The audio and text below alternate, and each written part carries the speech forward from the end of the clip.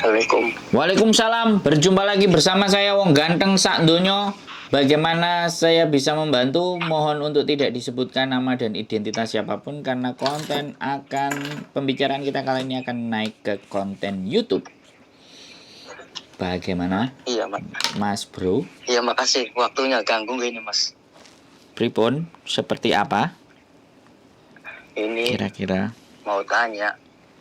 Ini istri sampai sekarang nggak ada kabar ya. Kemarin kena polisi.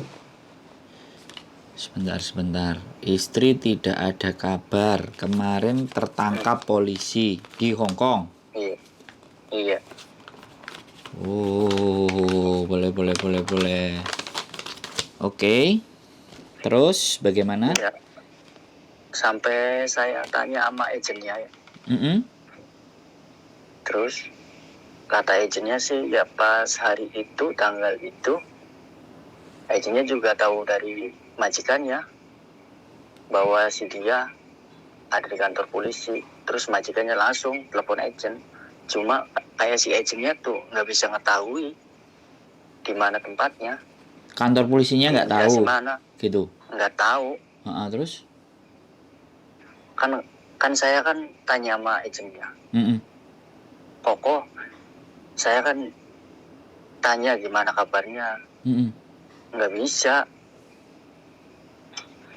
Nggak bisa ada yang tahu katanya. Terus si kokonya seharusnya itu kalau misalkan kena polisi dia itu ada hak wajib untuk menghubungi seseorang katanya. Ya. Yang nggak tahu. Orang udah sekitar 12 hari ada ya nggak ada hilang kontak. Cuma pas kena mah dia ngabarin.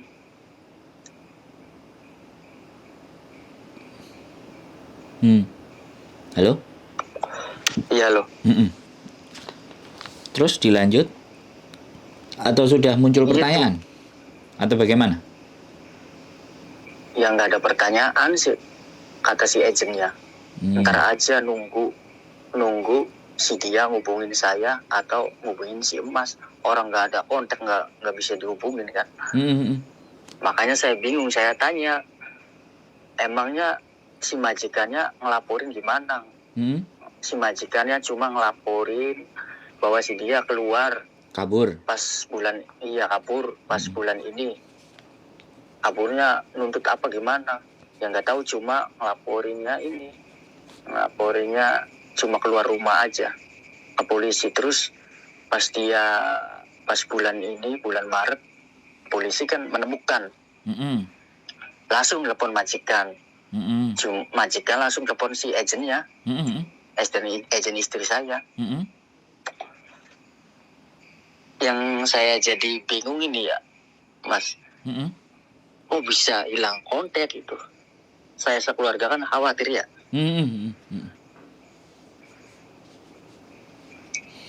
Oke. Iya. Oke. Gimana ini ya, Mas? Oke. Mas? Siap. Giliran saya ngomong ya. Iya. Pertanyaan saya, sampean ada KTP-nya dia nggak? KTP Hongkongnya? KTP Hongkong. Nggak tahu sih ya. Ntar saya cari-cari ya. Yang pertama soalnya gini. Di Hongkong. Di Hongkong gimana?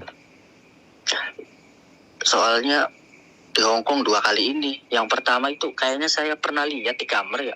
Entah itu KTP Hongkong atau apa ya. Yang nggak tahu sama enggaknya. Oke ya, itu pertanyaan saya. Iya. Yang pertama. Iya. Untuk kita cari dia, yang pertama sampean harus tahu KTP Hongkongnya dia. Oke. KTP Hongkong dia harus tahu. Itu sampean catat baik-baik. Terus yang kedua, ketika sampean sudah dapat misalnya tahu KTP Hongkongnya dia, sampean melapor ke KJRI. Dengan cara menghubungi, dan sampean sebagai siapanya. Kalau sampean sebagai suami, buktikan bahwa memang sampean suami, misalnya buku nikah atau kakak sampean ada, kirim ke WhatsApp-nya, nanti saya kasih WhatsApp-nya ke KJRI. Bagaimana responnya mereka di KJRI? Sampean tulis. Kalau misalkan sebentar. KTP-nya sebentar. Saya jelasin runutannya dulu ya, Mas. Ya, saya jelasin runutannya dulu. Baru setelah saya jelasin runutannya sendiri. Nanti baru sampean nanya lagi. Biar sampean itu jelas. Info yang dari saya yang harus sampean lakukan itu jelas. Kalau saya ngomong sampean patahin, saya ngomong sampean patahin, sampean nanti jatuhnya kita ngobrolnya nggak ada keputusannya gitu. Nggak tahu harus bagaimananya. Kan yang sampean butuhkan kan sampean harus ngapain nih, kan itu tuh. Makanya saya jelasin. Iya benar. Nah, yang pertama adalah KTP Hongkongnya sampean ada. Ketika KTP Hongkong sampean nggak ada, nanti saya jelaskan. Yang kedua, kalau ini misalnya ada, sampean melapor ke KJRI, oke? Ke KJRI juga sampean harus menunjukkan kakak. Yang menunjukkan misalnya sampean adalah suaminya. Kalau di kakak itu kan jelas namanya siapa, sesuai dengan KTP Indonesia, terus nama sampean, dan di situ akan tertera hubungannya kan suami istri kakak. Itu yang kedua. Iya. Ya, oke. Sekarang kita yang ketiga, setelah itu semuanya ketahuan, maka KJRI akan menginformasikan. Karena siapapun yang masuk tahanan, yang tertangkap, itu KJRI pasti punya data. Bisa dipahami nggak? Iya. Nah, iya bisa. Oke, itu yang pertama, KJRI. Wis. Sekarang yang pertanyaan sampean tadi, kalau KTP Hongkongnya nggak ada, nah ini kan pertanyaannya. Iya. Kalau KTP Hongkongnya nggak ada, dia berangkatnya di PT mana? KTP Indonesianya kan pasti ada, ya kan? Sampean kan pasti tahu kalau misalnya bagian dari keluarga, samperin tuh PT-nya. Kalau tidak tahu PT-nya, dia berangkat lewat sponsor, cari tuh sponsornya, ya. Iya. Data KTP-nya kan pasti ada mereka. Mereka kan pasti tahan itu. Kalau dia potongannya belum selesai atau dia sudah selesai, pasti akan diserahkan lagi kan datanya ke keluarga. Ibaratnya dikirim. Iya.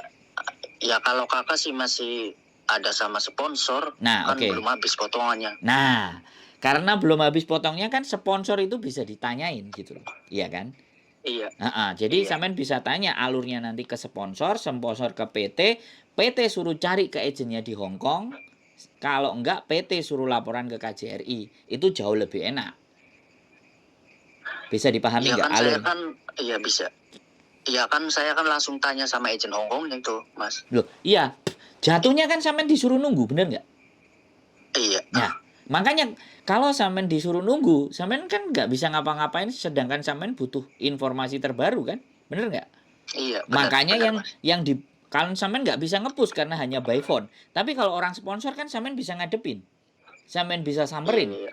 Nah, si sponsor tadi kan pasti punya PT kan, PT-nya di mana posisinya kan bisa dikejar tuh kan, bener nggak? Iya. Nah, kalau PT-nya bisa dikejar kan sampean nggak ribet-ribet nelpon KJRI kan. PT pasti harus bertanggung jawab dong. Wong dia dikirimin oleh potongan tadi kok. Bener nggak? Kita pihak keluarga nih, kita menanyakan haknya, bener nggak? Boleh kan? Iya benar. Nah, itu. Yang kedua itu, nanti sampean tak kasih nomornya KJRI saja. Jadi, sampean follow up double. Yang pertama ke KJRI dengan menunjukkan data sampean, bahwa sampean hubungannya siapa, biar KJRI menginformasikan ke sampean bahwa keberadaan dia ada di penjara mana kalau misalnya ditangkap dan dipenjara. Itu penjaranya soalnya di Hongkong kan nggak cuma satu tempat, ada 3 atau 4 tempat, tapi penyalahgunaan izin tinggal itu pasti di salah satu tempat gitu loh. Apakah memang sudah di penjara ataukah memang dia ditampani atau diajak oleh sindikat untuk keluar dan bekerja di luar, kan itu yang kita tidak ketahui kan.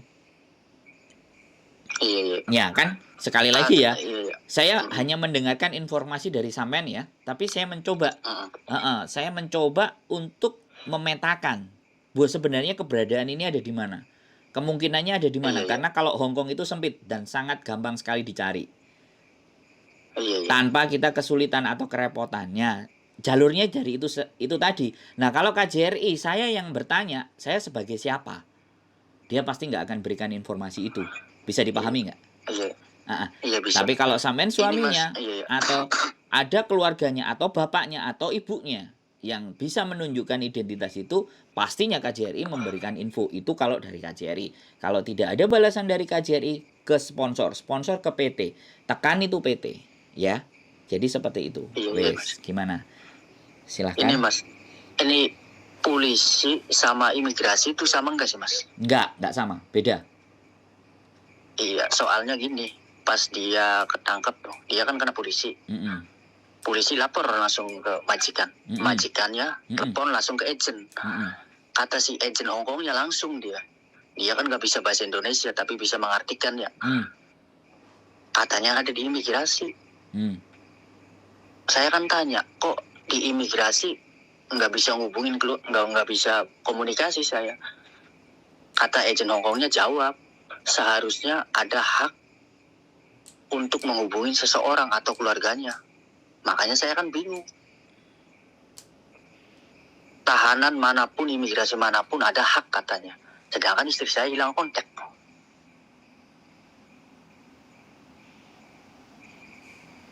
Halo? Halo? Iya loh. Udah selesai Iya, sampean udah. ngomongnya. Kalau sudah selesai ngomongnya ganti saya lagi yang ngomong. Jadi gini, Iya. sampean nggak perlu meributkan antara polisi dan imigrasi. Oke? Iya. Iya. Sampean nggak perlu bertanya-tanya tentang bagaimana imigrasi dan satu lagi polisi, ya. Yang perlu sampean lakukan adalah mbaknya tadi, si mbak itu, ya, nggak tahu istrinya sampean, itu berangkat pasti pakai PT kan? Pasti pakai sponsor. Iya. Ya kita cari yang terdekat aja. Kita nggak usah ribet-ribet nyari yang di Hongkong. Kita cari aja pertanggungjawaban PT, selesai. Bisa dipahami nggak? Iya. Sampean kejar aja itu PT-nya. Bagaimana saya bisa mendapatkan informasi? Akhirnya kalau PT sudah sampean kejar, PT akan nyari agent. Nah, kalau agent dikejar terus sama PT atau PT bisa aksesnya langsung ke KJRI, karena dari PT, data ke PT, itu begitu terbang ke agent Hongkong, dari agent Hongkong itu pasti dilaporkan ke KJRI. Jadi sumber data itu ada di KJRI. Makanya sampean tak kasih jalur, yang pertama KJRI, yang kedua sponsor ke PT, PT ke agent, udah puter-puternya cuma itu aja. Jadi sampean nggak perlu sampai ngurusi ke polisi atau imigrasi, itu jauh jalurnya Mas Bro. Iya. Terima kasih Mas. Nggak apa-apa. Iya. Saya perjelas, saya nggak marah ya. Cuman saya kadang Iya. untuk menjelaskan sesuatu agar bisa dipahami, agak sedikit menggunakan volume yang agak lebih tinggi, bukan marah sebenarnya. Saya ingin menjelaskan. Dan ini saya kontenin biar siapapun keluarganya kalau mencari itu alurnya ada di situ gitu loh. Bisa dipahami nggak? Alurnya kita nggak perlu nyari polisi, imigrasi, atau bahkan penjara. Itu terlalu jauh. Udah, cari yang paling dekat adalah sponsor. Setelah sponsor pasti PT. Udah diubek-ubek aja di situ gitu loh. Iya. Jadi nggak usah khawatir. Makanya sampean tak kasih yang pertama KJRI. Agent kan sampean juga udah punya, ya kan? Tinggal sampean cari tuh sponsor. Suruh nganterin ke PT. Gitu loh. Mereka harus bertanggung jawab. Mereka yang memberangkatkan. Boleh nggak saya bilang seperti itu? Iya. Makanya siapapun, bagi saya, sekali lagi siapapun bagi saya yang berangkat, kalau ex Hongkong, saya selalu minta KTP Hongkongnya dan KTP Indonesianya. Tujuannya kalau begini nih, tiba-tiba dia kabur nih kan, ya kan? Iya. Karena awalnya dia nyari pekerjaan melalui saya, kalau dia kabur kan saya pegang datanya. Saya simpen itu. Iya. Orang-orang yang berangkat dengan saya kan. Nah, apakah itu dilakukan oleh sponsor, apakah itu juga dilakukan oleh PT yang ada di Indonesia, sampeanlah yang bisa memastikan. Iya. Nah, sekarang ada lagi yang mau sampean tanya ke saya. Udah, makasih nih Mas. Iya, jelas. Jelas ya. Soalnya, iya. Nanti tinggal saya WA nomornya KJRI ya. Sekali lagi saya mohon maaf, kalau nomornya KJRI nanti lambat atau tidak mendapatkan respon, saya sampean kirim terus saja. Ya, itu kan? Kalau misalkan saya tahu nomornya KJRI, saya ngirim kakak gitu. Ya, sampean misalkan KTP Hongkongnya nggak ada. Sampean memperkenalkan nama sampean ya kan. Terus saya kehilangan keluarga saya yang atas namanya ini. Boleh KTP Indonesianya kalau ada boleh. Kalau enggak ya kakak saya berlaku sebagai suaminya yang sesuai dengan tertera di kartu keluarga ini. Dibunderin aja kartu keluarganya, ya kan? Namanya kan pasti ada. Ya, kalau tidak ada identitas. Kalau sampean itu yang pertama sampean lakukan untuk ke KJRI, yang berikutnya saya tadi bilang, sponsor dan PT itu pasti pegang data dia. Iya. Dia pasti pegang data. Nah, sampean tinggal kejar aja mereka.